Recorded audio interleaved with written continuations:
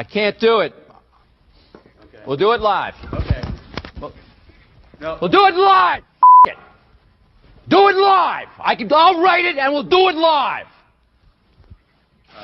Thing sucks. Yeah, it does. Here we go. Welcome in. It's the Daily Puck Drop. It's April 1st. We welcome you in to the show today. Whether you're watching or listening live on YouTube, Twitter, of course, the Puck Sports mobile app there as well. If you don't have that mobile app, by the way, kiddos, you can download it. iOS store, also the Google Play Store for your Android phones. You Android users, you ruin it. There for everyone. If you are in the mood, if you're watching it live, and you're like, I can watch for a little bit or listen to a little bit, but I'd like to catch up later, well, we've got you covered. Every episode of the Daily Puck Drop, everything we do is up on YouTube. When you're there on YouTube, please like the show. Please, we need people to like us. Also, subscribe to it. Leave a comment. Try to get to as many as we possibly can. Also, on the podcast platforms, Apple, Spotify, wherever you find your podcasts, Amazon Music, all of it. And, of course, everything is always up at pucksports.com. What do we got coming up today? We got a jam-packed show. We're kind of – this is the time of year where we morph – where we're winding down football a little bit because we're leading up to the draft, and, of course, now we're fully on into baseball. So about 8 minutes from now, Jim Duquette, who is, again, back one more year covering baseball for us, our GM, Jim Duquette, former GM of the Orioles and Mets, MLB Network Radio, Sirius XM, Channel 89, will be joining us here in about 8 minutes from now. After that, we continue our countdown to the NFL Draft with Danny Kelly from The Ringer. He'll stop on by around 10:30, 10:35. And then at the top of the hour, we have him on every week. We talk college football. We talk sports in general. It's the great and the greatest columnist in America. He's America's columnist, by the way. That would be John Canzano, stopping by. New time at 11 o'clock. We'll keep John through the NFL draft at that time, and then once the draft is over and we say goodbye to Danny just for a short period of time, we'll put John back at around his normal time. So that's what we got coming up today on the Tuesday show. By the way, for you Pucks Posse members, and open and available to everyone, the Sports Pit with Steve Sandmeyer, my good buddy, KJR alums, and Matt Stretch Johnson is available right now to everyone, both on the podcast platforms or podcast for Patreon and also on YouTube. So if you want to listen to it or watch it live, you can just go to pucksports.com, click the link that takes you to the Pucks Posse member page, and it's all right there. It's free to everyone. We release it early for Pucks Posse members on Sunday night, and then to everybody on Monday. Hour plus yesterday. We do it every single week, just full of laughs, crying, emotions. Myself, Sandmeyer, and Stretch. All right, Daily Puck Drop. Every day we broadcast from the Limback Lumber Studios. That's the hat I'm wearing. Well, it's not their hat, but it's their colors because they are the sponsor of our Little League team, Limback Lumber in action tonight. Seats still available if you'd like to come out to Laurel Heights Playfield. I think at 5:45, I think his first pitch tonight. Contractors, Limback Lumber, they got free deliveries, everything from whole house packages to homeowner DIY projects. The largest stock moldings in the Northwest, by the way. I bet you didn't know that. I didn't until I started working with Limback Lumber. Old school service, they've been doing it since 1930. Give Limback Lumber a call, 206-782-3487. Visit them online at limbacklumber.com. Of course, you can always follow everything on social media platforms. On Twitter and Blue Sky, it's Puck Sports. Also, Instagram, the same thing. TikTok, a little bit different for you young kids out there, where we post a lot of our, we like to call them viral video clips, Puck_sports. For you old people, it's always Facebook, Puck Sports. All right. Does anyone say, I mean, I've never used Facebook. We created a Facebook account like in the last year just to post stuff up there, but never once used it. Do people still use it? Or do people still treat it as stalking your ex, friends from high school? I'm pretty sure that's still the number one use there for Facebook. All right. Also, as I mentioned before, pucksports.com. You can join the Pucks Posse there. Also, the QR code on your screen will take you there as well. $5 a month, and you get a discount if you sign up for a year. and you get all the free content we do here daily. No one is giving you daily content like this every single day, plus bonus coverage like Ryan Divish of the Seattle Times. We give you the full 50-minute version of Ryan Divish. For those who are not members, you still get a 20-minute version free every week. And, of course, our new project, The Sports Pit, with Sandmeyer and Matt Stretch Johnson. So if you're not a full member and you want full access to everything that I'm doing, sign up to become a Pucks Posse member. Oh, we didn't give out a winner for March, and that's on me. Also, when you sign up, one of you will walk away with a $100 gift package, $50 to John Howie Steak, $25 to Georgetown Brewery, and $25 to Flat Stick Pub. And I forgot to give March out. So at some point, maybe it's today or tomorrow, we'll announce our March winner. And then at some point, when we get in the mid part of April, we'll announce our April winner. God, that's on me. Hold on. I got to write that down. March Pucks Posse winner. That's right, because one of you is going to win a $100 gift card, or win a $100 gift package. Again, $50 to John Howie Steak, who, again, John Howie is back again this year, sponsoring the Brad Adams segment, which will come out on Thursdays. Flat Stick Pub, great longtime sponsor of Puck Sports. Big thanks to Andy Largent for always being a part of this, and, of course, Georgetown Brewery.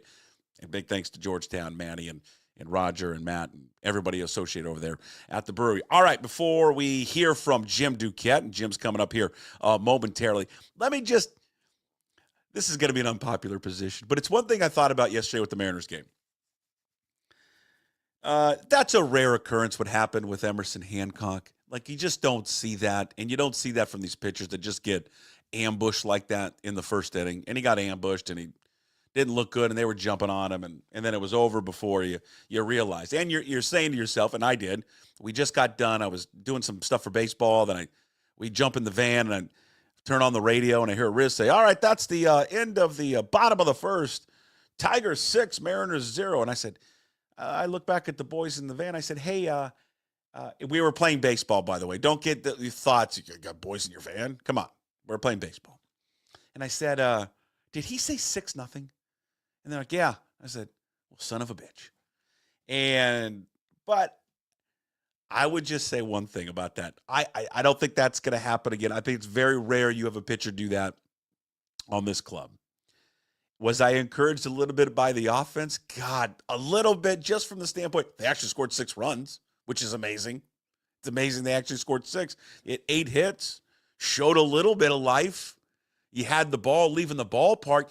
I just think in a loss that was kind of lost from the get-go, I think there's some positives you take away from it. And here's my positives. 1, Cal Raleigh hit a home run. Rosarina hit another home run. And who am I missing? Luke Raley hit a home run. You need these guys who understand the difficulty of hitting there and hitting in that ballpark, and this is on the heels of Julio's mammoth shot the other day. They need to see the ball leave the ballpark. They need to understand that when they do put a good swing on, that they are going to be rewarded for said hit. And I guess the one positive, if I'm going to look at it glass half full, is 3 of them saw the ball leave the ballpark. They scored 6 runs. Yes, are they still terrible with runners in scoring position? Yeah, they were 1 for 9, and they didn't take advantage of all the walks they got. Is the bottom of the order still, again, as everyone will say, it's early through 5 games, a problem? Well, yeah. But I think you knew it was probably going to be a problem heading into the season. And we're still in a wait-and-see mode there with Bliss and J.P. Crawford. But so far, it's not good, what you're getting at the bottom of the order. For me, though, I just looked at what the offense did. At times, some of the players have been hitting the ball hard. I'm just hoping that will continue to carry over, and hopefully it does tonight. And I'm probably being way too positive in a game that was essentially over in the first inning. But that's how I'm going to choose to look at it. Julio getting a triple later in the game, and you're going to say, well, they're scoring all these runs and they're doing it late. Okay, fine. But Julio getting the triple later in the game, and we talked about this yesterday after he hit that home run on Sunday. Was that going to be something? Was that going to be good news for him? Maybe it is. Maybe it is good news for him. after having that huge 2-run blast, and he follows that up with a triple. So, God, I don't know. I was just I was a little pleased a little bit yesterday with the offense. God, something's changing to me. I don't know what's going on. Maybe it's April, it's spring, and the sun is coming out and it's warmer. I don't know. Let's get a national perspective on all things baseball. We had him on last week for our Major League Baseball opening day show.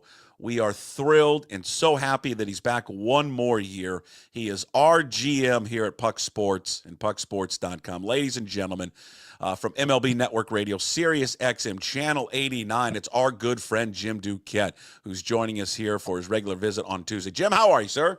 Was I hearing you being positive about the Mariners' offense? I can't believe my ears.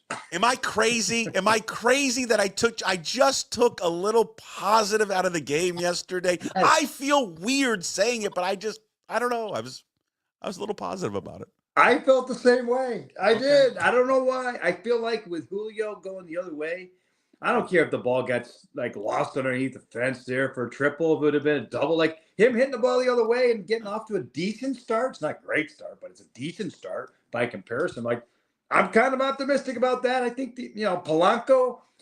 Who thought? Who would? Now this in fairness, this is what maybe not to the 400 degree, but this is what I thought Polanco would be last year. And now we find out after the fact that the knee was bothering him and everything else. But I mean, I like the deal with Polanco. And then I'm like, oh, geez, he went to offensive hell there in that ballpark. But no, I'm encouraged by his start too. So Raleigh hitting a home run, maybe he'll heat. I'm not worried about him. He'll heat up too. So I think the offense looks a little different. I mean, with a game that was over, pretty much right away. I think most fans, when they scored 6 runs in the top of the inning, you're like, well, they're not going to ever come back from that. I just thought to me, I took away from it yesterday is you've got 3 individuals, a Rosarina with his second. I'm repeating what I said earlier. And then Cal with his first, and then Luke Raley with his first. 3 players, or just the team needs to see that ball leave that park at this time of year to just understand that they all can hit there, because that's been a concern for them. Yeah. Well, and listen, I know it was a rookie pitcher, but that kid can pitch. He's my pick for Rookie of the Year in the American League, Jackson Jobe. So, and there's always going to be fits and starts with him, but to be able to you faced him. Obviously, he didn't score a lot of the runs until later, but you're facing off against that's one of the better pitching teams. It was last year, especially second half. Like, you have to look at their second half last year and go, that's a team that you really have to keep an eye on this year in 2025. Like, they're a team that doesn't get a lot of attention, but they're well managed. It's a well-run team. They have outstanding pitching. So your offense isn't going to necessarily look good against that type of group anyway. And for the Mariners to do that, like, I felt like there was a little silver lining, because there are a lot of teams out there when you're spotting them with six runs, early, that you don't see that type of offensive output later in the game. We're almost a week into the season. What has stood out to you? What are some of the storylines that you've been chewing on here in the last few days? I mean, obviously the positive side of the Dodgers and the Padres getting off to those incredible starts. Both. Well, we haven't seen the Dodgers get off to this type of start since, I think, 1981.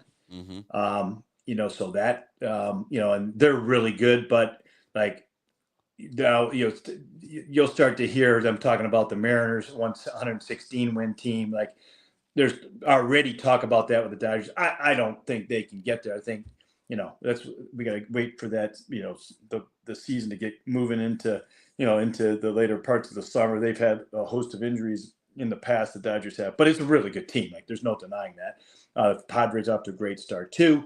That's the best start ever for them franchise-wise. I'm a little surprised that the Braves are winless. That's a team, and they've had a lot of things go wrong with the Jurickson Profar story, which we probably should talk about. Positive for PEDs. Then they had one of their starters, Ronaldo Lopez, have shoulder issues. I mean, they've had all sorts of problems here out of the gate. They play the Padres and then they play the Dodgers. So you're like, geez, I know this. When I started out, there was one year we started out, one of my teams with the Mets. We started out 0-4. I didn't feel like we were going to win a game the whole month of April. Like it takes on this bad persona. Like you just can't wait for that first win. Like just get one under your belt, and you hate having it wait till game 5 or 6. But like, it does take on a life of its own there. You don't want it to go much further. Do you like the punishment nowadays that MLB has implemented? They've changed this, and I can't remember the time frame when they changed this. He not only gets suspended 80 games, but for people who don't know, he can't be in the he can come back in the regular season, which he will, but he cannot participate in the postseason. Do you like that? I do like it. I feel like there's been enough of a deterrent. With Pro Farm, he's making, what is it, 15 mil, close to 15 mil a year, 14 mil, I think it is. And he's going to lose half of that this year. That's a huge amount of money. I mean, $7 million bucks. So I think there are some people that would think that they should lose a whole year. And I'm fine with that too. Whatever the deterrent is, like we haven't had very many PED suspensions. We've had a couple of per year. Noel Marte, right, with the Reds, who the Mariners know very well. He served a suspension last year. He wasn't making this kind of money. He was a rookie or first year player, not making a lot of money. So he lost half, which is a ton for somebody like that. So I do think that it seems to be a deterrent. There's always going to be people trying to cheat the system. It does take away from Profar's season last year. You look at his season last year; it's only once. It's really, an aberration what he did versus what is in his career last year. I mean, it's OPS over 800 last year. I don't think his best season it wasn't even close to that. So it makes me question what he did the entire year to get this contract. And that's the thing that bothers me from a front office perspective. It's baseball's version of corporate fraud. Like, sure, you represented yourself as a player that was on the rise last year. And so I went out and I gave you all this money, and then we come to find out you cheated to get there. And, like that to me is the absolute worst from a front office perspective. Okay, so the biggest topic so far this week at the start of the baseball season are the torpedo bats. Yes. Torpedo bat. Okay, what do you think? What a name. I love it. I love everything about this story. I want this in Little League. Can we get like a torpedo bat, like aluminum? Because I want it all, man. All right. What do you think? Your reaction to it? It's obviously been approved by baseball. People are calling for it to be banned. Right. Thoughts on the torpedo bat? So you and I are you still coaching your youth team? Yep. Okay. So and I am too. We coached, the younger kids, 11, 12U. The version of this in travel ball is the drop 7 bat with that thick barrel. Although the torpedo bat doesn't have it's not that thick that you see with the aluminum. For people who have kids that have the aluminum bats really thick, like it's almost like the big wiffle ball bat with a really big barrel. And how can you miss, right? That's not what this is. This is just having the sweet spot and the shape of it be a little bit more designed where the sweet spot is closer to where the label is. It does look like a torpedo, or if you've ever been candle pin bowling, right? Yeah, right. It looks like a bowling pin, but that doesn't sound as good as torpedo bat. It doesn't. This name is perfect. I love the name. I just think I talked to 2 managers today, both AJ Hinch, who you guys are seeing out there, and Rocco Baldelli with the Twins, and both of them saw this bat in the spring. They didn't make anything of it, didn't think anything of it, and they really believe it as I do. Is I think it's a good story, but I don't think there's any real advantage here. It's almost overblown to some degree. Now you can't deny the early success, which is great, but players were using this last year. Nobody really said it. Who was Volpe using it last year? I don't think he was using it last year. I think he started to use it towards the end of last year. Yeah. But, so it makes sense. Like if you look at Volpe, Baseball Savant's a page, that MLB puts together some great data on there, analytical data, and he was a low exit velocity guy. Mm-hmm. and Jazz Chisholm's on that team, and he was a low exit velocity guy. And Austin Wells, who's their catcher. Those are three guys that are using this bat now and have used it to their advantage early on with hitting home runs. And the idea is, they were making more contact down by the barrel than they were in the sweet spot. So why not move the sweet spot of it, the little bit more of the bat and the thicker part of the bat down to more near where they make contact. I think it's a great idea. We hardly ever give advantages to hitters. As soon as they get any type of advantage, the pitchers complain, they protest way too much. 100%. And that to me is like, okay, well, we're trying to even things out a little bit here. Well, it's in whether it truly helps or not. I mean, I think there has to be some advantage to it. Because you've seen the success of some players that have had it. Now, I don't think it's everything, but this because the game, everyone knows this. The game is such a mental sport anyways, that if a hitter thinks it's an advantage, maybe it just already they're going into the box thinking they're ahead and having more confidence. Maybe it allows them to feel more confident up there and hit the ball. But it with everyone that uses it and has, right, Jim, and has some level of success with it, more players will use it. Ellie De La Cruz used it last night for the first time, and he hit 2 home runs and he drove in 7 runs. I don't know if there's a better endorsement for the bat than that guy using it. It's such a great story. Now, he doesn't need it. No, but for anyone who's like on the fence of it, they're like, okay, I'll use it. The Mariners have ordered them. They're coming in. I want everybody in the lineup to have the damn thing.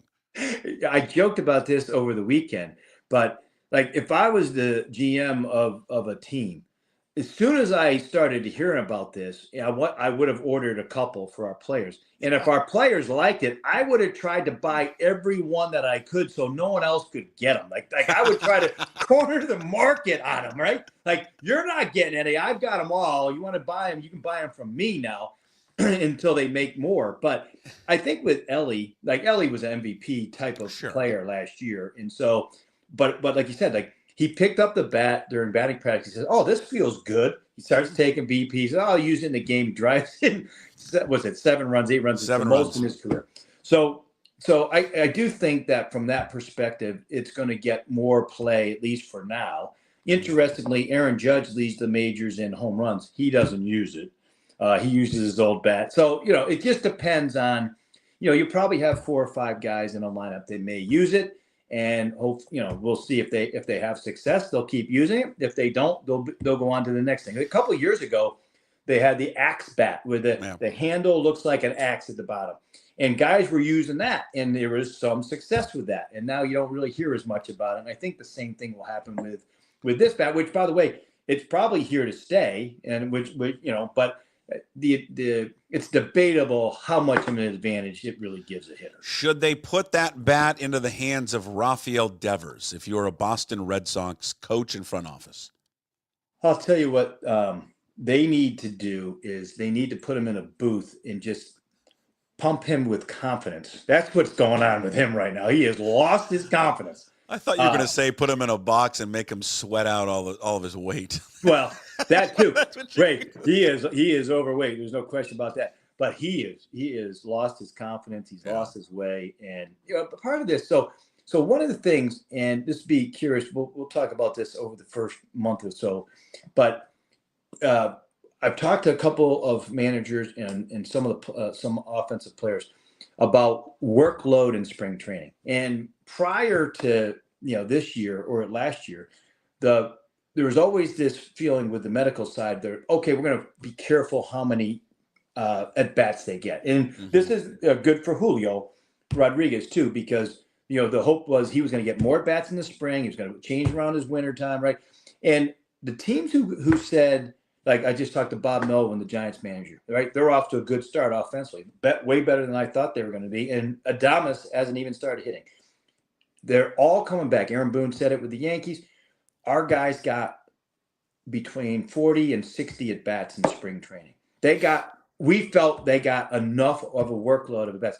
Prior to this, it was like, just keep them healthy, put them in bubble wrap, get to the season, let's go. But they get off to these darn slow starts. So for me, some of this is, hey, did you get enough at bats in the spring? Rafael Devers did not. He didn't get started until late because they were easing him into the spring, and he only had like 14 spring training at bats, I believe. And then he went on the backfields, and that just wasn't enough to get his timing down. 0 for 19 with 15 strikeouts. It's the most strikeouts in MLB history through 5 games. And they owe him so much money. I mean, it's unbelievable how much more money. They pay him through 2033. It's still over $300 million, I think they own. Yeah, because it was an original 10-year, $313 million deal, $27 million this year and next year in 27, 28, 29, and 30. It's $28 million. Then it goes up to $28.5 for the last few years. I mean, it's just a boatload of money. And again, and you know, and I think for him and other players, when you make the transition and aren't playing in the field, I think people think it's real easy to just go from playing in the field and then now you're just going to be a DH. All you're going to do is hit. I think it's a harder adjustment than people realize. No, I 100% agree with you on that. I think, and that's what he's going through. Yeah. You know, it's part out of shape, no doubt on that. Part he's getting used to being a full-time DH. By the way, guys, every hitter that I've talked to that have turned into DHs, the hardest part for them was getting into some routine as just a hitter. So what do you do when everyone's out on the field? What were they doing, right? Charlie Blackmon, I'll give you an example of what he did the last couple of years. He would ride the bike in between innings and in between at bats, to the point where players and his manager, Bud Black, said he would ride like miles and miles on the bike just to stay ready for his 4 or 5 at bats that night. And that's what a guy like Devers is going to have to figure out, is when does he, you know, and he's got one of the greatest all-time DHs in David Ortiz, Big Papi, that's in the organization. He would be happy to do it. Edgar Martinez was one of the best. Like he was a great hitter, but he also had a really good routine on figuring out what to do in between at bats. I think that's the other thing with Devers, and his timing is just off. All right, before we wrap up, the Garrett Crochet deal. It's a monster deal. He gets traded from the White Sox to the Red Sox last year, and he said, listen, I want to go. You trade me, I want a new deal. He gets a new deal. 6 years, $170 million for a guy who's put up 1 year. One year in baseball. What does this deal now mean? If you're Logan Gilbert and Logan Gilbert's agent, when you see 6 years, 170, what do you kick your feet up and grab a cigar, or how do you celebrate? That's now the benchmark for him. I talked about this on my show today, but 34 starts for Crochet as a starter. The most he's thrown in a year was last year, 146 innings. It was the only year that he started. Mm-hmm. So it's the most money for as few starts ever. And then, you put on top of that, there aren't that many, like Logan Gilbert. The difference between service class is a lot of this has related to when he'll become a free agent, right? So Logan's got 1 more year away from free agency than Crochet. Crochet would be this year and was going to be a free agent at the end of next year. It's like the difference between Gilbert and Crochet is like 30 days of major league service time, right? If Gilbert had 30 more days, a month more, he would be in the same service class and would be a free agent at the end of 2026, right? Roughly 30 days. So that becomes the mark. I mean, Gilbert's got more innings pitched, workload, starts, all of that, and Gilbert's considered one of the top, I'd say, 15 starters in the sport. Crochet is probably in that same boat if he has a healthy and successful season this year, which I think he will. So, yeah, I mean, is it? But here's the thing: the cautionary tale with this for the Mariners is sign Gilbert for whatever it's going to be. If it's around that number, which it should be, sign him, because a year from now it's going to go up by 30 mil, and 2 years from now it's going to go up by 60 mil. We'll be talking about the Corbin Burns contract that he signed as a free agent. Like, it never goes down. It just never does. Like, in my career, I've said this, I don't know how many times. Oh, that's just an outlier. Never. Oh, no one else is going to touch that contract, and they all go north of it. Like, it just never stops. So whatever, if you can get the deal done around 170 or somewhere in that range, Mariners, you need to get it done. All right, next week when we talk, hopefully that the Mariners have had the torpedo bats with them, and we'll see what the result is. I want everybody in that lineup hitting one of those torpedo bats. And then, the Mariners, they'll do like a mock torpedo, bobblehead bat giveaway or something. But I want all the torpedo bats. I love it. It's all the rage. I want to see if we can get one in Little League and use it soon. Yes. Wonderful. All right, Jim, we'll talk to you next week. Appreciate the visit. Sounds good. All right, good to see you. There he is, Jim Duquette, who joins us every single Tuesday talking Major League Baseball, MLB Network Radio. We got Sirius XM, Channel 89, again, joining us throughout the baseball season to give you the very latest on what's happening in baseball. And again, as we mentioned before, mentioned there with Jim, that Dela Cruz used it last night. And again, he's an unbelievable player. So he could have probably done what he did last night with his normal bat. It's just the fact that this whole bat is the rage now. He used it last night. He had 2 home runs. He drove in 7. The Mariners have ordered them. They're on their way. I'm curious to see if they'll be in use for tonight, or maybe it's tomorrow. Adam Jude of the Seattle Times has a story on that. We transition now from baseball, now going to the NFL as we lead up to the NFL draft. And, of course, all of our NFL topics and news and NFL draft coverage brought to you by Georgetown Brewery. Drink Georgetown Tavern Beer, your new locally brewed domestic-style lager. 4.2% alcohol. Cheap, good, local. And that, like I always say, describes me, cheap and local. All right, here he is, Danny Kelly from The Ringer. You can follow him on Twitter and Blue Sky at Danny B. Kelly, senior staff writer for Ringer Fantasy Football Show, The Ringer NFL Draft Show. And again, our coverage of the NFL Draft brought to you by Georgetown's new Tavern Beer, easy drinking domestic style lager made with Pacific Northwest barley and Yakima Valley hops, 4.2%, brewed by our good friends at Georgetown Brewery. We should have a beer right now, Danny, and celebrate. Oh, yeah? Now, I don't want people out of work because I like the fat the chain crew. Mm-hmm. But it appears we have finally got our wish.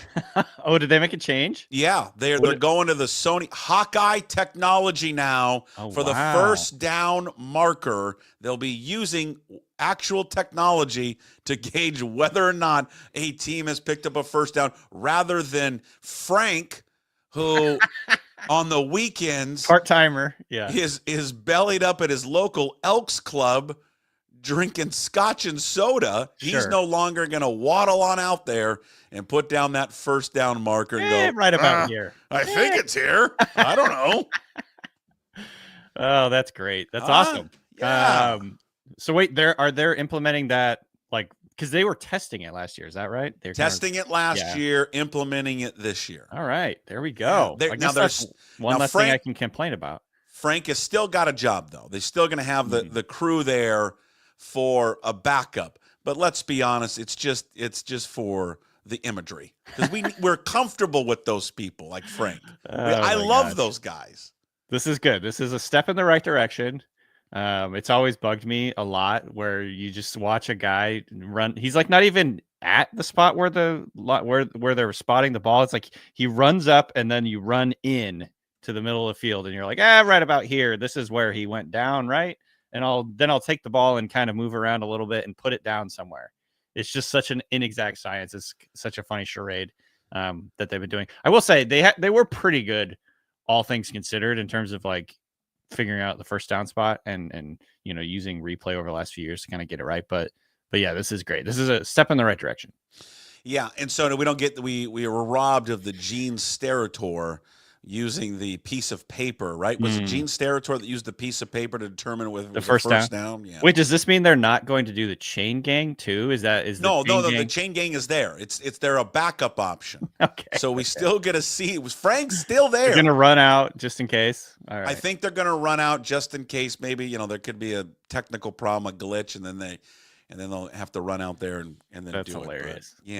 But, yeah. Some people like the pomp and circumstance of doing the measurement. I'm not one of those people. Well, here's why I do like it. Can I tell you why? Can I tell you why I do like it?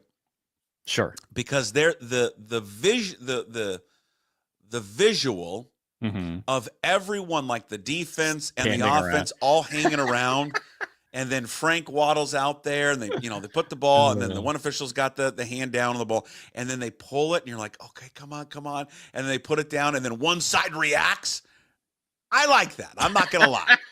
There's something very comfortable with football that I enjoy. That's funny. See, that's the thing where I'm just like, this is the stupidest charade we're doing. Why are we doing this? I think it's just so ironic and so funny that they're measuring with that type of precision and that type of just, whatever the word you're using. I think it's pomp and circumstance. The amount of pomp and circumstance they're using to measure where this guy randomly put a ball. Like we're measuring where the guy randomly dropped the ball. $1 billion industry, and they've got Frank and Lou running out there and pulling a chain. I'm gonna put this ball here-ish, and then we'll measure to see if it's a first down. Well, and the thing is, we can't get rid of the chain crew, Danny, because we need the random coach or player tripping over the chain. I know. Or a player running into one of them. If they really cared about player safety, they would stop having a tripwire on the sideline. Right. Would be my thing. Yeah, we got to hear Matt LaFleur talk about banning the tush push because of player safety. How about the chain that you have on the sideline? Yeah, seriously. I think it's hilarious. NFL is hilarious. Football in general is hilarious. They have the chain on the sideline, which constantly trips. Sometimes potentially chokes, is a choking hazard on the sideline. Sure. If you get caught in there, you get tangled up. Who knows? Who knows what could happen? And then also they seem to, for some reason, make the sideline out of the slipperiest material known to man. It's like NASA found this is the slipperiest material we could find. Yes. And they gave it to the NFL. And we're going to put this 2 yards off the sideline so guys just trip and fall every time. And let's make it where we give credentials to photographers 5 yards out of the back of the end zone so the players with 8 can foot go long, cameras lenses. So they knock them over. That's smart. Let's do that. What do you think about little poor sport Matt LaFleur trying to ban the tush push? You want it banned? No, I'm against it. I think the you. words we used on our podcast is it's soft. Yes. It's a soft rule change to try and get this thing banned. The Super Bowl champions just happen to be the best at it. Weird. One of the rivals of the Packers in the NFC. Weird. Why would they try and get this banned? I think I'm with you. It's such a weasel thing that Matt LaFleur and the rest of the league is doing. It's just so pathetic. It's so funny to me. It's like we can't be happy, so you can't be happy either. Yeah. We can't stop it, so we're going to bitch and moan about it. And everyone's allowed to do it, by the way. It's not just the Eagles. Yeah. And again, here's the thing. If you want to get rid of it, fine. Then you need to also get rid of, and maybe they would do this, I don't know. Then you have to get rid of every time a running back has the ball and is stopped, the offensive line can't push anymore. Yeah. They can't push anymore. They can't do that anymore. Because I hate that. I don't like how we give the advantage to the offense or an offensive lineman. The guy is clearly stood up. Full-on sprint down. Breaks his back in half and pushes him another 10 yards. But if the ball carrier is stacked up and a safety comes in and pushes him 5 yards back, no. It's where his momentum was stopped. Forward progress. Yeah. Forward progress. No. So that's a good point, actually. That kind of point is where I'm I'm willing to listen. Also, if you're talking about player safety and you're being serious, having a 320-pound lineman run full speed and ram into his own player doesn't seem like the safest thing ever. No. Hey, newsflash, the sport isn't safe. Yeah. It's played by men who are very big and violent, and they hit each other hard. Yeah. Also, there haven't been injuries with the tush push. It's not been a serious issue or an issue at all. I can't remember if there has been. The Chris Jones one, maybe in the Super Bowl. I think he might have gotten nicked up a little bit, but from what I had read, I think there were 0 injuries on tush pushes last year. So, what are we talking about? That was, I think, some of why it got tabled today in West Palm Beach or yesterday was because they're like, there really is no evidence of players getting hurt. It's just the optics of it. People don't like it because they feel it's not football. Okay. So look, I actually, I think they're sort of using player safety as a pretext to ban this. If they were just telling the truth, I could be more willing to listen if they were going to say it's a boring play to watch. Yes. It slows the game down. It makes the red zone stuff pretty not boring, but anticlimactic or whatever. And if you wanted to talk about that as a reason for banning that type of play, I would be more willing to listen. I still would think it was soft, but the player safety thing just feels like pretext where it's actually no evidence that that's an issue. So for those who feel it's not a football play, right? Because that was kind of LaFleur's point. It's not a football play. Is the most football play? It's like our guys line up against your guys and we go forward. That's what I think. It's like it's mono on mono, right? Yeah. It's two lines just butting heads, and we're more powerful than you, right? And we're gonna push you over. I was gonna say though, if you don't think it's a football play, is throwing to a fat offensive lineman at the goal line because he's eligible a football play, right? You could make like the it's not a football play is a slippery slope. That is a slippery slope argument to make. Also, it's like, I mean, I don't know. I would have to go back and look at the history of football, but isn't football kind of derived from rugby? And rugby, the scrum is like a integral part of that. And I don't know. It's just like, to me, it's a very football play because you're lining up, like we said, going, head up against the opponent, and we're going to push and we're going to go forward. We're going to take football at its core at a primal level is like, we're going to take your land. We're getting into your land and we're taking it. And that is like the most, I think, essential, like quintessential football thing is like, we're going to line up in front of you. You know what we're doing, and we're still going to get yards. It's like the Oklahoma land deal. What was that called? Where they just all raced out Oklahoma land dash? Was that what it was? Remember Far and Away? Wasn't that Tom Cruise where he went out there and he planted his flag? Far and Away, Nicole Kidman, Tom Cruise. Great movie. That was an underrated good movie. I agree. I actually said this to someone the other day. I can't remember. Maybe it was Bill Simmons. That we were talking about Tom Cruise's career, and I was just like, yeah, hits. Underrated Cruise hit right there. He speaks with an Irish accent the whole movie. He does. Yeah. God, hold on. I'm writing this down. Shannon. Far and Away. Watch it this weekend. All right, there we go. Okay, perfect. Hey, did you happen to catch, I think it was yesterday, and it's odd to see Pete Carroll sitting at a table with a Raiders garb all around Totally. him. Did you hear his comments at all or read it? The little, I think, not little subtle jab, but the jab he took at the Seahawks and John Schneider? I did not see this. I saw that they want to do the Geno contract extension. That was like the main thing. But what did he say? Yeah, I mean, that's why they haven't had the press conference yet, because they haven't signed it. And I'm going to be curious of how that works out because he wants to get paid. And the Raiders, I guarantee, and Carroll's not making the decisions. He's just the coach. It's Spytek, right? Is his name, the GM. And then Tom Brady, and they're making the decisions. And they're probably like, yeah, he's not worth what he wants, so he needs to know that. I know. It's always hard. It's always a interesting dynamic when you trade for a player with the idea you're going to extend him or with like the sort of assumption you're going to extend him, because then the player has all the leverage in that situation. So they're kind of in a standoff right now, I think. But yeah, what was the swipe he took? Okay, so you tell me if I'm making too much of this. I've been accused of blowing things out of proportion, which is fair because I do. That's okay. I do that partly your job. Let's be honest. Yes, but I do it all walks of life. Sure, I do it with everything. Yeah. He said he was asked by reporters his thoughts on the Geno trade. He said, "Quote: Fortunately, Seattle was willing to risk it, and Johnny Spytek made his first big time deal, and we pulled it off in exactly the manner that we wanted to, and gave us a great kickstart to what's going on." So it's the first part is fortunately Seattle was willing to risk it. I don't know. Am I reading too much into that he's kind of taking a little jab at, okay, John, we'll take Geno off your hands if you're willing to risk not having a quarterback. I don't know. That doesn't really strike me too much as a problematic thing. I think it's F you, Danny. The way that I interpret that when I listen to it, I'm like, he's painting this as like we're getting still a really good quarterback versus like the Seahawks, which is more like he's old and we wanted to move forward with a younger guy kind of deal. I think it's all about framing and messaging. It's like, Seahawks, luckily they were willing to, part ways with a great quarterback. It was a risk.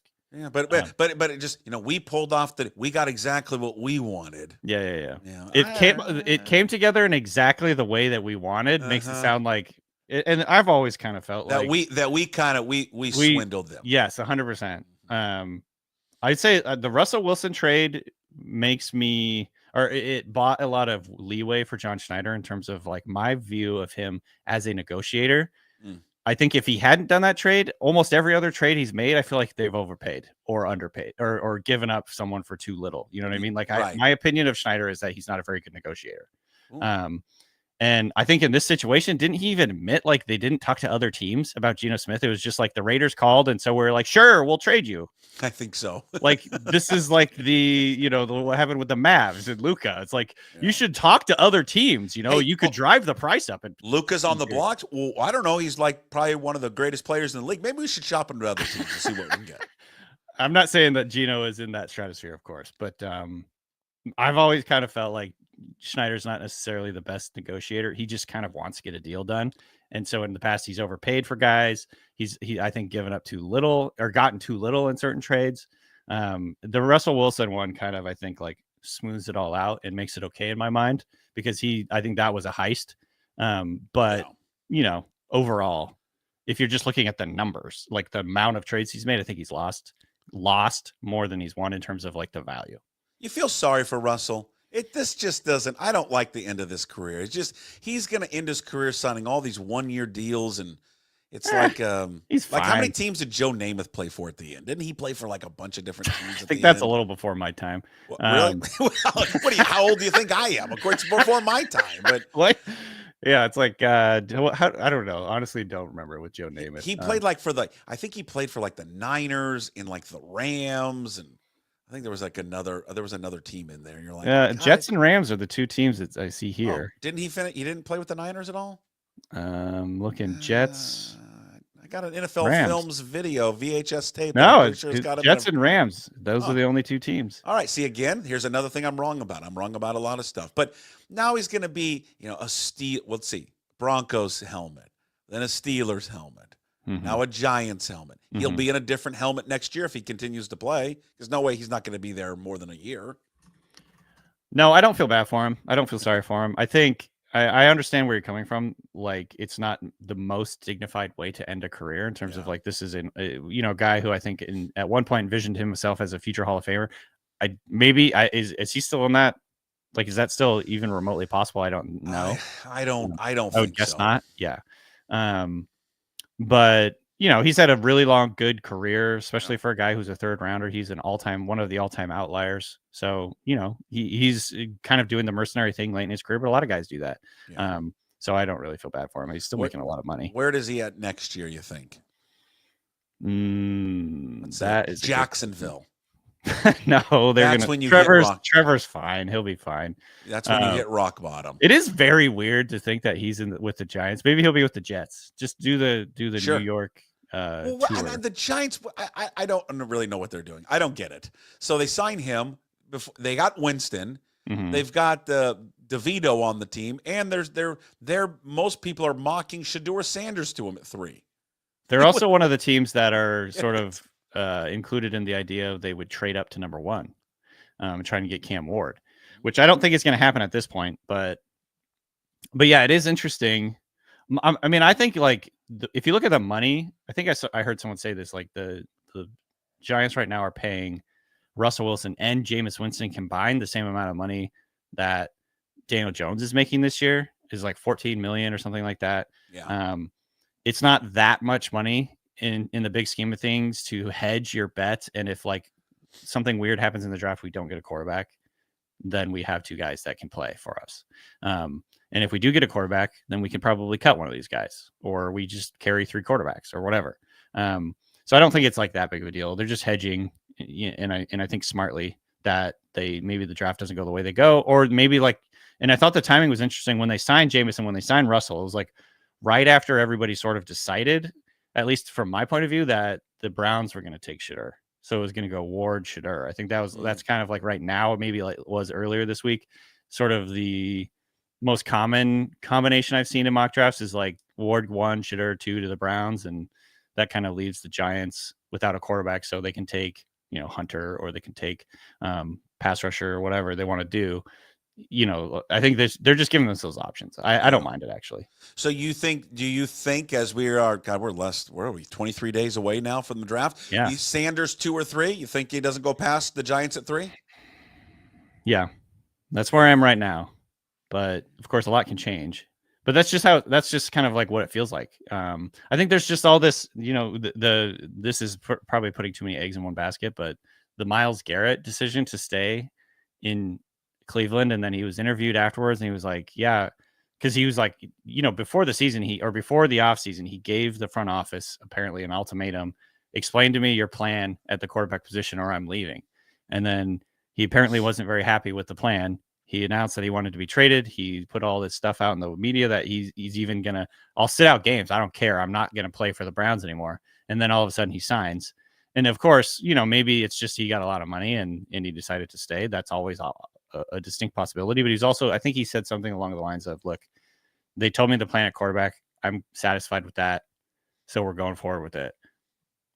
It feels like a rookie quarterback, one of those two guys is the plan. That's what it feels like. I don't know if that's what it is, but that's what it feels like. I don't know if you're Myles Garrett. See, this is why I don't believe him. It's all about the money. If you're Myles Garrett, you're like, okay, so the plan is what? Pay me $40 million a year. Pay me $40 million, and then I'll get talked into a rookie quarterback. Or if you want to bring back the handsy quarterback, we can bring him back. Right. The nasty man. Yeah. I mean, I don't know. I think it's like DK, right? I think DK, you say all the right things. Hey, I want to win. I want a championship, but I want to get paid. Money talks. Money does talk. And of course, I understand that leverage is a big part of that. And he's just using his leverage. So, maybe there's nothing to this, and maybe Shedeur falls. I'm definitely still open to the idea that that's a possibility, but I don't know. Right now, it just feels like a lot of people are connecting the dots and saying, that the Browns are really considering a quarterback right there. I saw one mock draft, the latest one, that's got Jackson Dart, again, the best name in the history of the NFL draft. Jackson Dart going 7 to the Jets. Oh, that's interesting. Okay. Jesus, man. Who was that? Do you remember? Was that Mel Kiper? I believe that was Chad. Is it Chad Reuter at NFL.com? Mm-hmm. I believe it was Chad. Yeah. Yeah. I mean, Dart has been getting a lot of hype over the last few weeks, coming out of the combine. I think there's tools there. I think you can make a narrative, and you can create a narrative that he has just as much upside as a guy like Shedeur. So I wouldn't rule it out completely. I've got him quite a bit lower than that, but first round though, still. No, I think if I had to guess right now, I still think he'd probably be a second rounder. I think it's more smoke than anything, but because I mean, like, remember a couple of years ago, Will Levis was going to be like the second overall pick, and then he fell out of the first round. I think it's just like teams have to be pretty convinced you're the guy in the first round to take you, and I'm not 100% sure that's going to happen. I honestly, there's a strong chance if Shedeur doesn't go number 2, or if he doesn't go in the top 10, he falls all the way into the 20s. Just because there's not a lot of teams in that area that want a quarterback or need a quarterback right now. And I am still of the opinion that this is not a great quarterback class. I think Cam Ward is a pretty damn exciting prospect. And then after that, you have a lot of question marks. So, I'm just kind of the opinion right now that this is smoke. And I'm willing to back off of that assertion as we get closer if things really start heating up. But right now, I think the Jackson Dart first round, especially top 10 hype, is smoke. And speaking of quarterbacks, the one thing that I kind of chuckle about is I feel that there's been one quarterback in this draft. I know Sanders has been debated a bunch, and Ward and all that has gotten like the football crazy guys more excited than anyone else, like the Daniel Jeremiah's or Todd McShay's, and it's the kid Tyler Shuck, who's coming out of, I don't even know what school it is now. Louisville. He's been at 3 different schools. Yeah, Louisville. Yeah, and then also spent time at Texas Tech. He started at Oregon, and I mean he was in the same recruiting class as Trevor Lawrence. He backed up Herbert. Really? Yeah. So he was in college football for almost 7 years, 6 years, 7 years. 7 years. God, it's beautiful. And I mean, people on Van Wilder over here, social media clips, look at this guy. Look at the accuracy. Look at the toughness. Look at the arm strength. They talk like this guy's the number 1 overall pick. I want to be careful because I think there's a strong chance the Seahawks take this player, and I'm going to have to change my tune on this and buy into it and talk myself into it. But I watched him and I was not very impressed. Second round, you think, or when do you think? Third. He's 26. He will be 26 years old. Okay. There's certainly some things to like about him. I think one of the first of all, to get it out of the way, the reason he's in college football still is because he kept getting hurt. So that's a thing. It's not because he wasn't good enough or because whatever. Like, it was mainly because he kept suffering injuries. That is obviously both a negative and a positive. The way that, however you want to look at it, it's a negative in the fact that he's injury prone. It's a positive in the fact it's not like, oh, he finally played well after he was 25 years old and he's playing a bunch of young guys. I think it's more like it's just circumstantial that he's still in college football. He's big. He's like the tallest quarterback in this class. He's 6'5". He looks the part, built like a big, like a quintessential quarterback, prototype quarterback. He's athletic, pretty good arm. He has some splashy plays. So there's certainly some things like, and again, I'll probably talk myself into him if the Seahawks take him, but my impression was he throws the ball away a ton. He had, I think, the most throwaways in college football last year, which people are going to say he doesn't turn the ball over, which is true, but it's also because he just throws the ball away constantly. It's just like, it was frustrating me watching his tape because it was just a bunch of throwaways. Anytime pressure came, just chucking the ball out of bounds. And so there's that. I just think the injury thing, the age, I don't know. The accuracy at some points wasn't super impressive for me. There was just things I just didn't come away super impressed with. Hey, I've got him like in the third round. I think. All right. And then when the Seahawks take him, we'll all be like, damn good pick. I mean, did you see his arm strength? Athletic, tall, good arm. Fits, looks like a quarterback, guys. Just don't take him in the first round for the love. First one in, last one to leave. Real Jim Rad. Coach's son. Yeah, coach's son. He probably is. He looks the part. Yeah. You're going to hear that so much if they take. God, he just looks the part. What does that mean? When I say that to be clear, I want to make it clear. I meant height. I know, not white. All right, that's the the title of the height, show. Not white. Yeah, height, not white. Right. To be clear, he looks like a prototypical quarterback because he's 6'5", not because he's white. Although I'm sure a lot of people make that jump. John Schneider sure has a lot of faith in this young offensive line. He was quoted recently saying, "Hey, I mean, we haven't done much. I don't think we're going to do anything in this free agent class. I mean, it's over. It's been picked over. God, I'm high on this Ola with Timmy. I'm high on Haynes. I'm high on Laumea.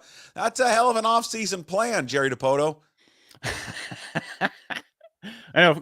My instant reaction to that is, of course, this is what he's going to say because this is how things went. We're high on these guys. We didn't want to come in and, we think these guys can step into a starting job and blah, blah, blah. Like, of course you're going to say that. There is absolutely zero evidence that he's correct on that.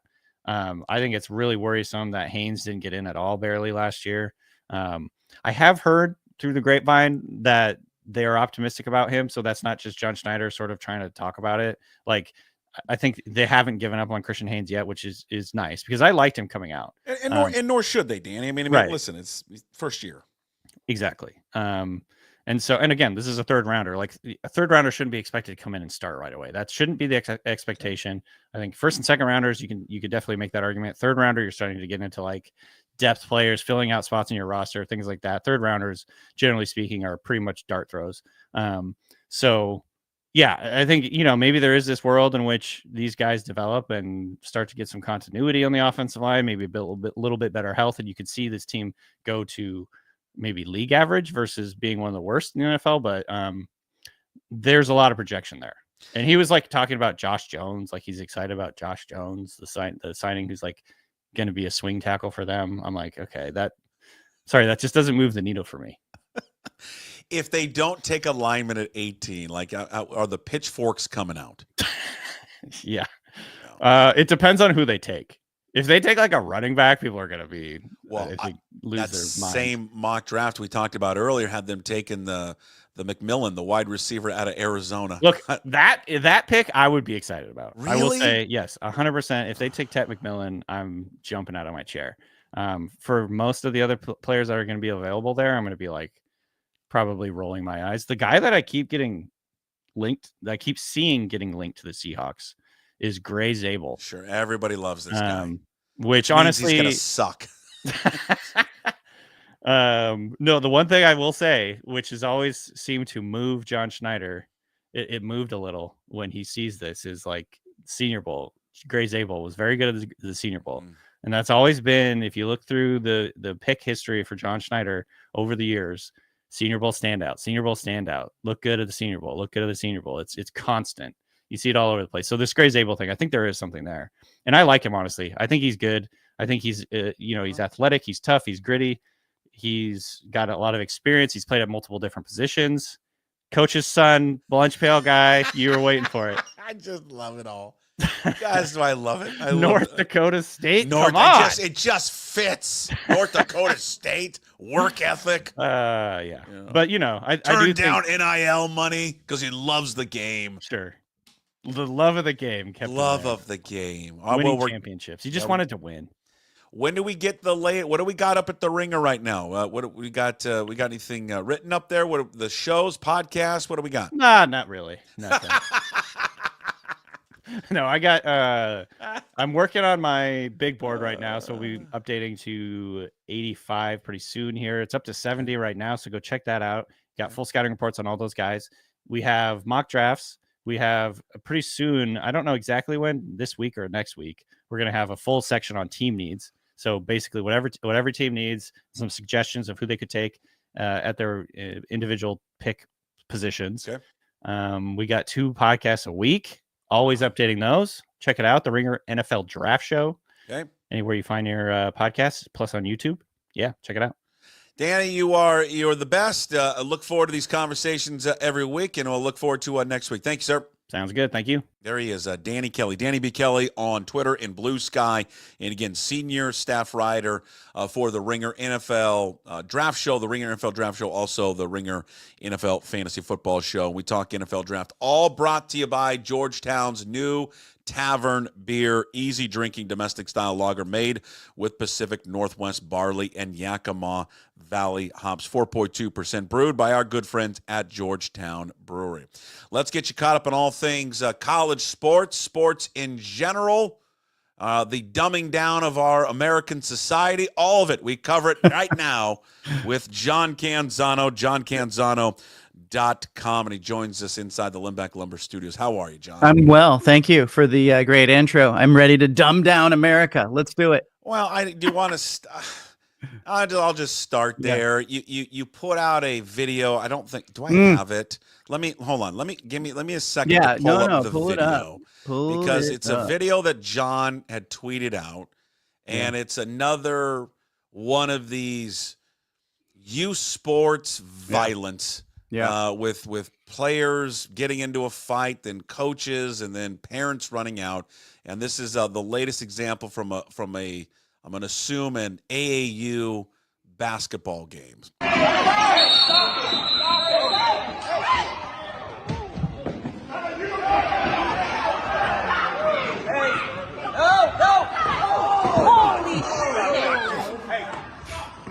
So what you see two players get into it. Then the coach of one team, who's the coach of the red team, comes over there and he puts his hands on the other player. It looks like he pushes him away. I'm going to assume now the player or the person running out on the court who tackles the coach is probably the father or related to the player. And you asked on Twitter, what's your reaction? So what did you hear back? What's your reaction to it? Well, here's my thing. Like, I think it's important to put this stuff out there, and people are like, oh, this is rage baiting. No, I think we've got some bad actors in youth sports, and we all know it. Right. And so why let them hide? Let's put some sunshine on this and show how absurd it is, and maybe turn to each other and be like, hey, don't do this. Because I think there's a lot you can learn from the video. And I might even have you pull it back up here in a second, because I want people to watch the different things that are happening and all of the things that go wrong in this video. First of all, you've got a defensive player there who is being overly aggressive and out of line, probably out of frustration. You can see the kid. He's already starting to shove the player. Obvious frustration there. You're going to see coach. Mom runs down. Yeah. You're going to see coach in the red. He's got a clipboard, or he's got a roster in his hand. And I think has the right intention, but I don't think he's right to come in and put his hands on a player on the other team. So I think he's right to try to get in the middle of this to try to break it up. But I think he goes wrong the minute he puts his hands on this other kid. Now you've got dad coming out of the nowhere like he's Ray Lewis dropping a shoulder. Ed Reed more like maybe no wrap up there, just a shoulder. Is it targeting? Is it not targeting? Defenseless receiver? I don't know. But you got a protective parent or a protective relative who's, basically laying down martial law here. I mean, there's so many things that go wrong here. And it's another example of like, let the kids and let the officials sort out the conflict that's going on the court. If you're a coach, yes, maybe think about it. Maybe you watch this video and you think, hey, if something like this happens in a youth sports event that I'm part of, the right move is to maybe try to break it up, but not go to the point of putting your hands on the other team's player. That's not your place to go to the other team's player and see him as the aggressor, even if he is. And then if you're a parent, I think, look, we do so much for our kids and we're always trying to protect our kids and we're trying to ensure and game the system in a way that sets up success for our kids. And we forget that youth sports gives us this wonderful place for kids to fail, struggle, deal with adversity, and work it out themselves. And I think a lot of us, and I've been guilty of this as well, you're really interested in wanting to make sure your kid has a positive experience, so much so that you start to interject yourself in different ways that just aren't healthy. And so, I put it out there because I just want people to see it, much in the same way we have seen, parents go after football officials or baseball umpires or hockey officials. We saw that hockey official get shoved down a little kid. Yeah, in Seattle. Yep. And so I think it's good to look at this stuff and kind of think about, okay, what goes wrong here? What would we do? But another example of how youth sports would be better if the parents weren't there. Yeah. I wonder though, because you see the defender getting frustrated and I agree with you that he's frustrated, but it appears to me that he's throwing a punch at the kid. And I think that's what the reaction from the opposing coach is. Listen, that kid's throwing a punch now.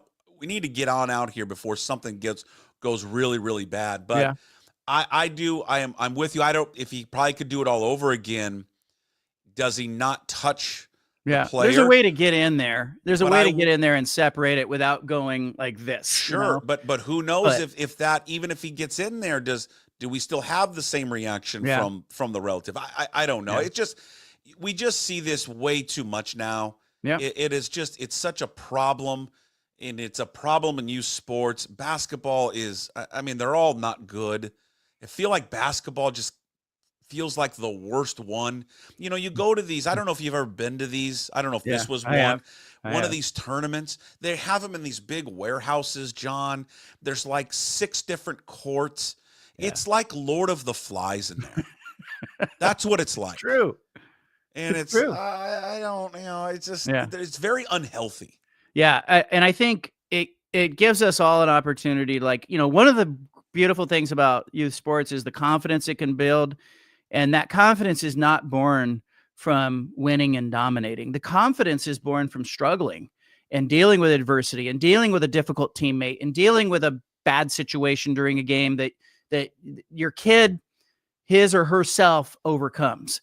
And too often, I think parents try to meddle with what's going on. And I just think you see a lot of parents there in that video, mom coming out of the stands, the dad running across the court, the coach trying to do what he thinks is right. Where's the official? Where's the game official? That's another thing. I think, if that scrum is happening, how does everybody beat the game official over to the problem? Right. And so I think just remember your kids are out there and, and they're not supposed to be there for your enjoyment. They're supposed to be there to grow and struggle and succeed on their own. You've talked about this before. Would you be serious about banning parents from youth sports? I hesitate to do it because I do think one of the great things, if it's done right, is that parents can go and watch their kids and support their kids and be objective and not lose their freaking minds at the game. And it's a good thing. And so I hesitate to say no parents involved because a few bad actors can't manage themselves. What I'd rather do is see those bad actors kind of clean it up and have it be less prevalent, few and far between. I also would like to see kids organizing themselves and playing these games on their own. Kids don't do that anymore. Why? Because the rest of us have overscheduled their lives to the point where they've got lacrosse practice and track practice and baseball practice, and they got to go do one-on-one instruction, and then they're going to do weight training. And their lives are so busy. I used to ride my bicycle down to the local elementary school, and I'd bring a baseball glove, I'd bring a soccer ball, I'd bring a football. I have 5 friends who meet me there. Nobody's dad was there. Nobody's mom was there. We learned conflict resolution on our own. So, their lives, I think, are so busy right now, Puck. I mean, I have 8-year-old and 10-year-old daughters in the house right now. They are so busy. Like, I feel like they need to have like a personal assistant to work me into their schedule. Hey, can we schedule, like, you should just as a goof, just send them like an Outlook request. Yeah. Can I get 5 minutes with you tonight? Yeah. I like after dinner. Can I ping you on that? Yeah. Well, it's interesting because that's one thing I've noticed this year. I mean, and again, I'm not going to say that I'm not guilty of this as well, but I think we do a pretty good job here of not overdoing it with all the sports at once. Part of it, there was a little bit of an issue this year just because our basketball season for my son, just middle school, it started late and it kind of morphed into a little bit by the first week or two of baseball. And then he plays like on a club baseball team as well, that they train all winter and they work out. But, kudos to them. Once, they're not all like this, by the way. Yeah. Like the one he plays for is pretty rare. Once the little league season starts, they shut it down. Yeah. They'll have a tournament like on a weekend coming up, Memorial Day, where Little League doesn't even play anyways. But but again, they are rare. Because the majority of them, they play every weekend. And they expect the kids to be there, the ones that are playing in Little League. But I was amazed. I remember there was a couple of kids, that we were hoping was going to play Little League baseball this year. And they're like, yeah, no, we just think it's, Little League is going to be too much because they're playing club, but they're also playing soccer, flag football, and also ultimate Frisbee. And I'm thinking, Jesus. Yeah. How about pick one of them? Let's just say it's ultimate Frisbee. Let them play that. I can just tell you, a lot going on. And one of the cool things, like, look, I've got a daughter who's now a senior in college. So she went through it playing club volleyball, and I watched her do it, and she immersed herself in it. It was year round. It was tournaments. We traveled all over the country. She was playing, 2 of her former teammates on her club team. One of them's playing at Oregon. One of them's playing at Washington. Like, they were good. Yeah. But what we learned in that experience was, when she hit about 15 or 16, she was battling burnout. And she was battling burnout from the sport, from being at year round. Her body was starting to break down. And we have tried with the 2 younger daughters to not be that parent again and say, look, we learned this last time. But I can tell you, we sit in those parent meetings and I'm watching other parents go through it for the first time, and it's not their fault. They're being sold that you have to specialize. But we want you to play other sports, but guess what? This is year round and we need you to play it. They're being sold a bill of goods. And I really would encourage people to let their kids be kids, give them some space. And, when they're at games, it's okay if they're struggling. Like, you don't need to get in there and game the system for them. So what bothers me about these coaches too, because I know a handful of parents, and I know, one parent, one dad in particular. We were discussing this not that long ago, where their kid plays on a club basketball team, but also a club soccer team at the same time, and the battle that the 2 coaches pit this kid of choosing which one. Yeah. Well, if you're not here for this, you can't start the next one. Yeah. And they both are doing the same thing. And I'm like, that's what angers me so much about them, because you're right. Everyone says the right thing. Oh, no. We want multi-sport athletes. We encourage that. You encourage it, coach for club team, until that other sport conflicts with yours. Yeah. Then you've got a problem with it. And it's about money, Puck. This youth sports industry it's a multi-billion-dollar industry nationally. And so what the clubs are doing is they're holding these exclusive tryouts, and they never cut anybody. They create an extra team, or they create a practice squad, or, they're in it for the money. They're in it for the numbers. And so I would turn to those coaches and say, okay, if you want my kid to play multiple sports, then you're telling me it's okay for them to take a spring season off or a fall season off, or take one of these seasons off to go do something else. I talked to Ndamukong Suh, the NFL defensive tackle. He played soccer as a kid. I've talked with Tom Glavine, who played hockey as a kid. The Hillsboro Hops, the single A team that's out here in the Portland area, Last year, they did an interesting study. They talked to everybody on the roster, and they said, what sports did you play as a kid? Their entire roster, Puck, multi-sport. Nobody on that Hillsborough Hops professional baseball team roster specialized in a sport in high school even. They all played multiple sports. And so the end product is that, these kids that are going to make it are going to make it regardless if they're playing year round or not. They're that talented. They're going to make it. They're going to make it whether they take a season off or not. Let your kid be a kid. There's such glaring evidence that we should not be having kids specialize, and we should not be allowing these coaches to make them specialize. And we just did it with our 8-year-old. She's a good soccer player. She needs to get into the club thing. She needs to play this season. Here comes the spring season. Nope, she's not doing it. She's running track. And we're doing that as a matter of emphasis. And great. Maybe she's the next Mia Hamm, but we're going to bet that, if she's the next Mia Hamm, she's going to get there. Does she have an NIL deal? No deal yet. We're working on it. We're working on it. Have you seen anything where NIL deals have reached high school yet? Yes, absolutely. Yeah. And it's becoming a bigger problem in high school sports, because what's happening is, some of the colleges now, because, the new rule says that if you're a college, you can reach down and you can give an NIL deal to a kid who's not yet enrolled in your school. So what happens if you're Jed Fish or you're Dan Lanning, or you're at Oregon State or Washington State, and, you see a super talented high school kid, you want to start recruiting early. Is it possible that you could incentivize that kid with an NIL deal while they're still in high school and have them transfer to a high school that's near your campus so that you could get eyes on them all the time? I'm telling you, it's coming. It's already starting to happen. You're seeing high school kids transfer schools and load up at different schools because, just like college watches the pros, the high school kids are watching the college kids and going, hey, I got to get my NIL deal. And they're all walking around campus talking about it. But it's not good. I've seen it.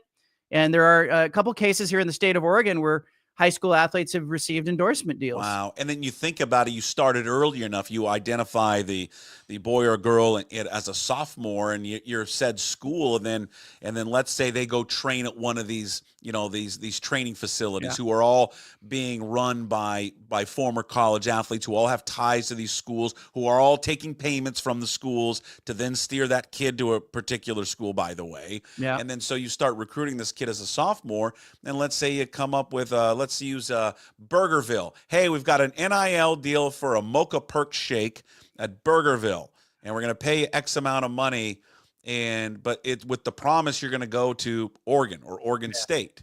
And I mean, you're going to commit, or you'll make a verbal commitment early. Yeah. Right? Like that. But what if they don't go? Then is there going to be a contract signed for this 15-year-old or 16-year-old? Did they have to sign it? Well, there's some legislation right now in the state of Oregon that is, the NCAA is trying to sort of manage limits on NIL and being transparent with NIL. But there's some legislation here in the state of Oregon that would make it illegal for those NIL payments to be public. And I think that's really dangerous, especially when you've got schools like Oregon and others that are going to say, hey, we can outspend people. Now, it's not new, Puck. Like back in the day, what colleges would do is they would take a really promising high school recruit that couldn't qualify, the non-qualifiers who couldn't get enrolled and get eligible as freshmen. They'd stash them at a community college near their campus because they have a relationship with that community college coach. They can keep a close eye on the player. It became a feeder system. But that was without NIL. Now you're going to sprinkle money on the top of that. You're going to involve high school players. For people who are already turned off, they're probably rolling their eyes right now, thinking about how bad this could be. If your 8-year-old could have an NIL deal, what would it be? Man, she's into what are those Squishmallows, little squishable pillows, big time into those. She's also all right. Third daughter, youngest daughter. Don't judge us, okay? She also is more prone to put makeup on than the other two sisters. Fine. So she goes to school sometimes with bright red lipstick on. I have real bad feelings about this. I'm trying to think what my 11-year-old would want. I think he would want the new fad is baggy sweats, and if he could get some type of stock in TikTok. Oh yeah. For his NIL deal. That do would it. be it. Yeah, That's he the would, one. He would probably enjoy that.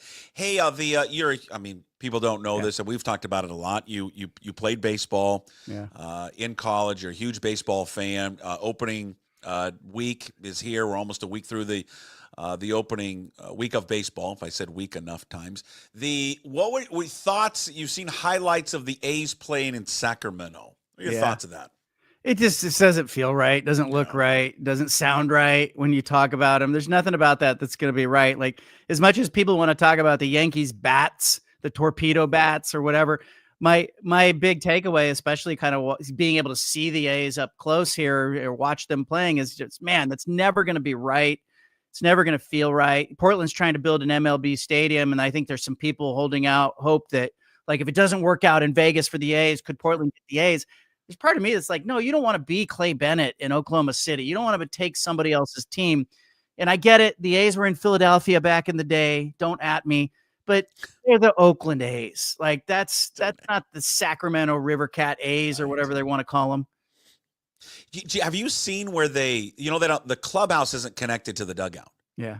They have to walk out of the stadium to the clubhouse. And the players were talking about, like, well, if you have a bad game, you're going to hear it. Because you got to walk by fans. Jesus, man. That's like St. Mary's basketball. Like, I was at Gonzaga just like a week ago, and they were talking about when they play a game at St. Mary's, because that old gym is really like a gym. It's not an arena. They have to walk through the concourse, and he says they have to part the concession line to get the players to walk out onto the court. And he says the fans are just jeering at the Gonzaga players and while they're waiting in line to get their nachos. Hey, should fans like me, fans of the conference of the Pac-12, should we be worried? No. As we sit here on April 1st, the no media deal, no expansion yet? Well, this was the date that J.D. Wicker, the athletic director at San Diego State, talked about. He said end of the month. So I'm not concerned. I mean, I thought it would get done maybe 5-6 days ago, maybe into the next 5 or 6 days. I'm not concerned right now. I'll start to ask questions around the 15th of April, because I don't think you can get to the end of the month without having people start to get anxious about, well, wait a minute, exit fees are going up, for some of these conferences, the American and the Mountain West. And if those are the top schools you're looking at, what is really going on? There is some incentive here for the Pac-12 to be a little slow moving, because their mediation with the Mountain West, if UNLV is the team they really want, the school they really want, time is their friend and their ally, because the Mountain West is super eager to settle that lawsuit, get the cash on hand, because the Mountain West has to start making payments to UNLV, Air Force, and others, and they're basing that payment system on the $55 million in poaching penalties that they expected to collect from the Pac-12. So if you're the Pac-12, dragging this out a little bit is in your advantage, because you're going to get a better deal and increase your leverage with the Mountain West. But I'm not worried, especially because I think all the markers of, hey, they've got media partners they feel good about.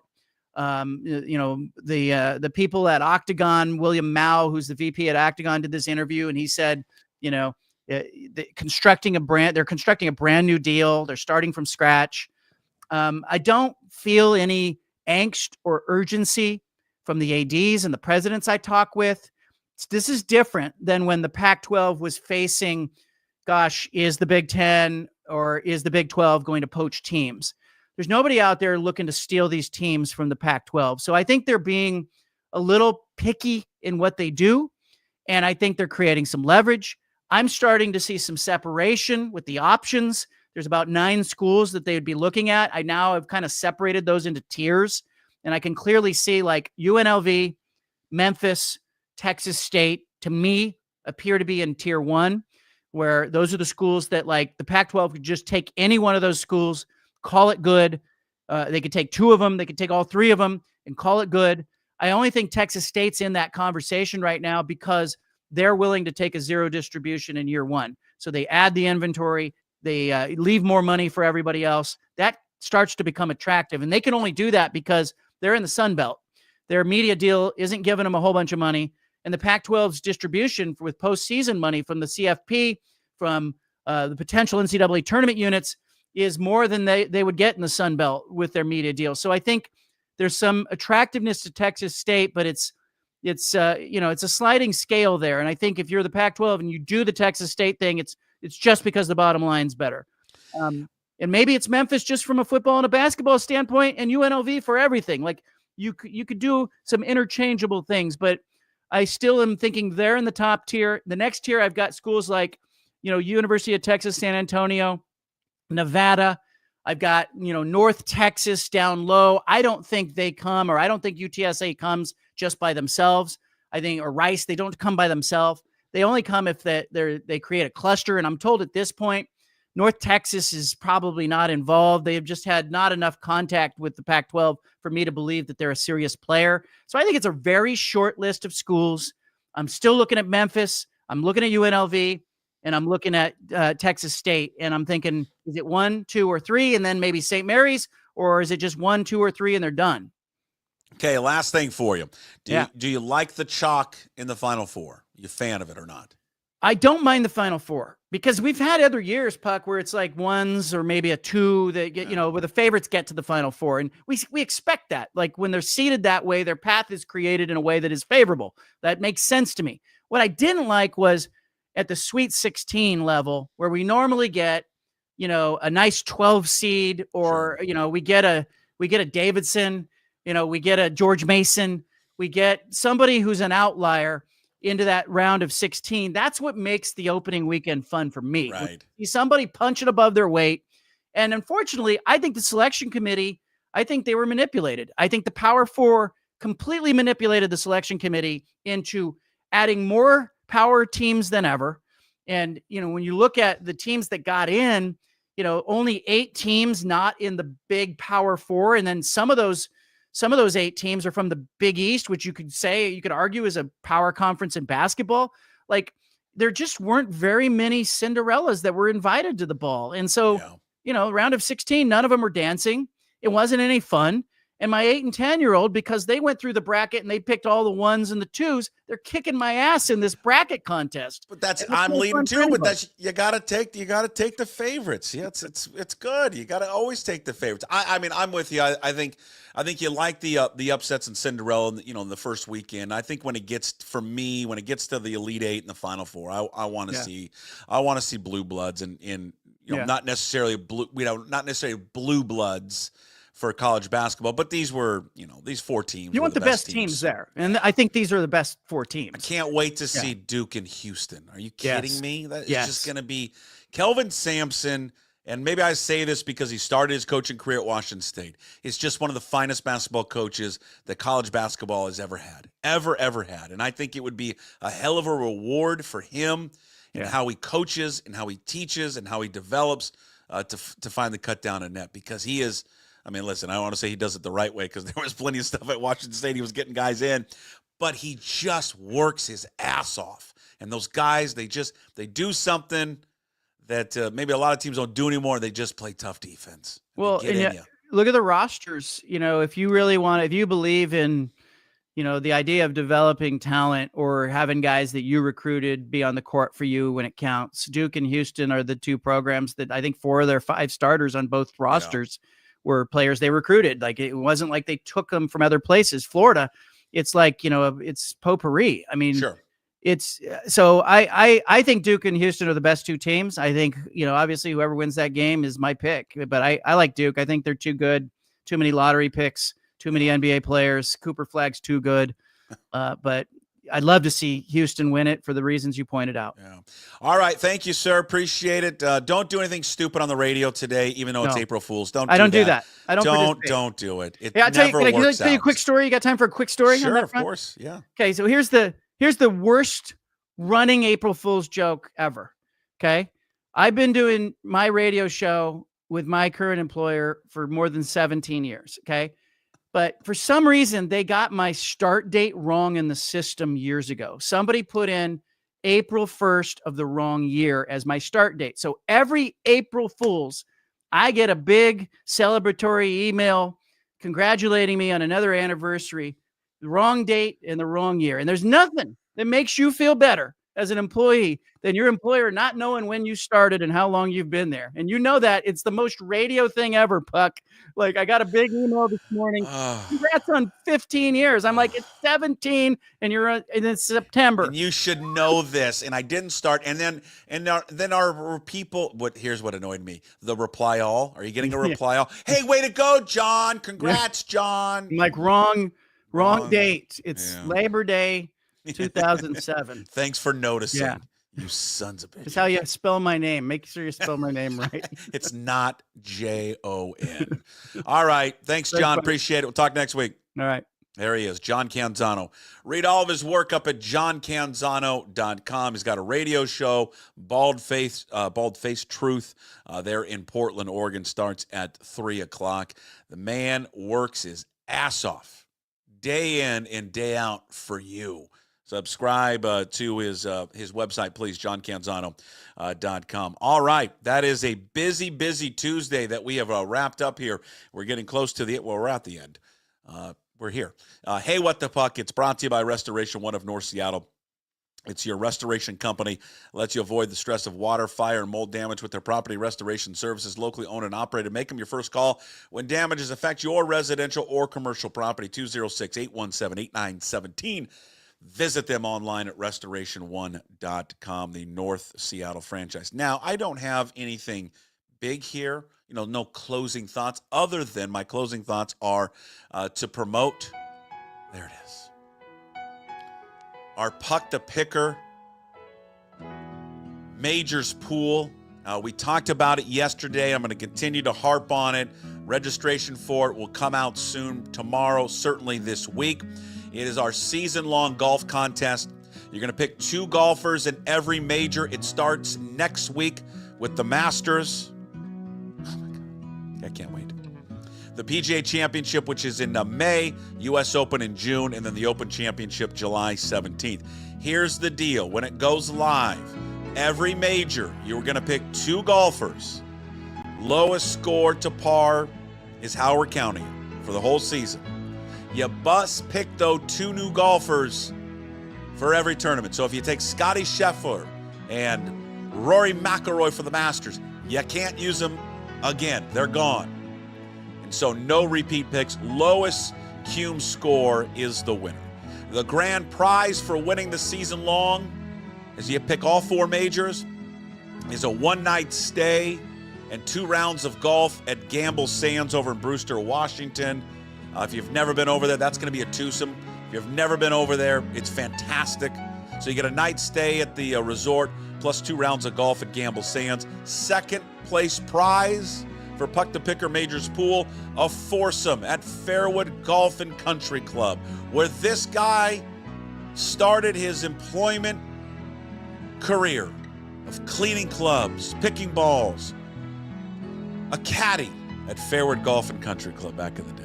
Third place, a foursome at Mill Creek Country Club. When you're there at Mill Creek, wave to Ashley Ryan. I can't remember which hole she's on, and I don't think I should probably say, but wave if you see her.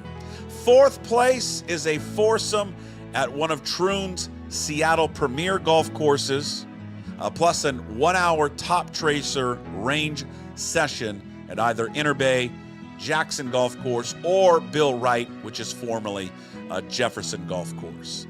That is Puck the Picker. Let me start it over again. Puck the Picker Majors Pool. That should hopefully go live tomorrow, certainly by the end of this week. And you will have until, I think it's midnight Wednesday to make your selections for the Masters.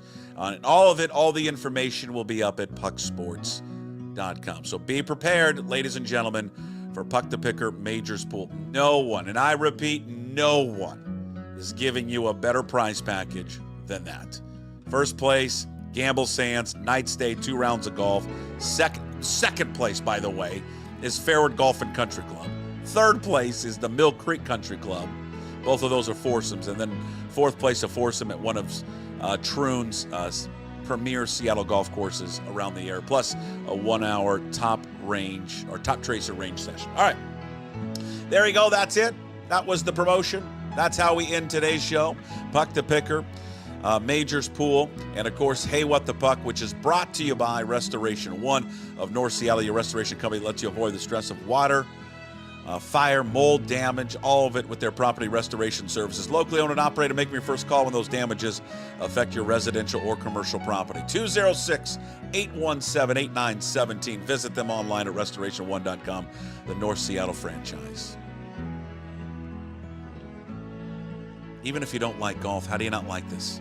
How do you not like this song? Ken Venturi, if you're watching the stream.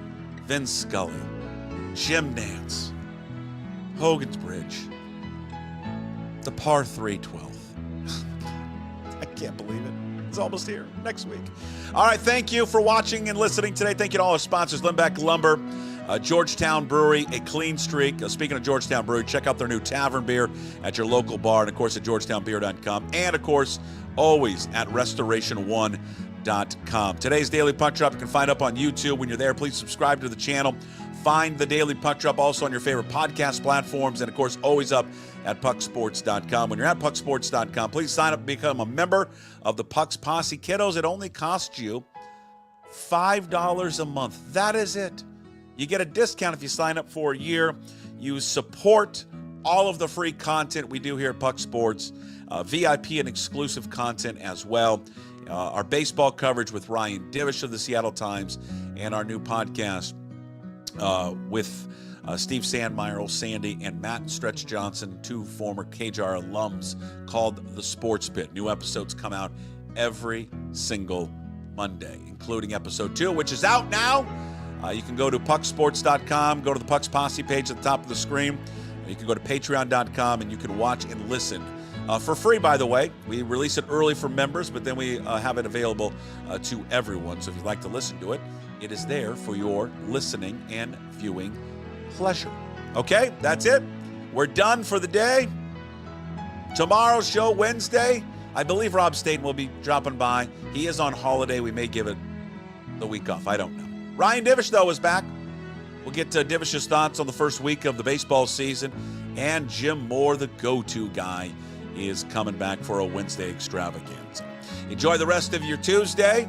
Always remember you have options. We start every day at 10 a.m. We'll talk to you tomorrow, as always. Promise to be better. No shoes, no dice. Would anybody like to smoke some pot? Yeah. I was born to love you. I was born to lick your face. I was born to rub you. But you were born to rub me first. What do you need my address for? We'd like to send out a mailer. Mother of mercy, I don't speak Japanese!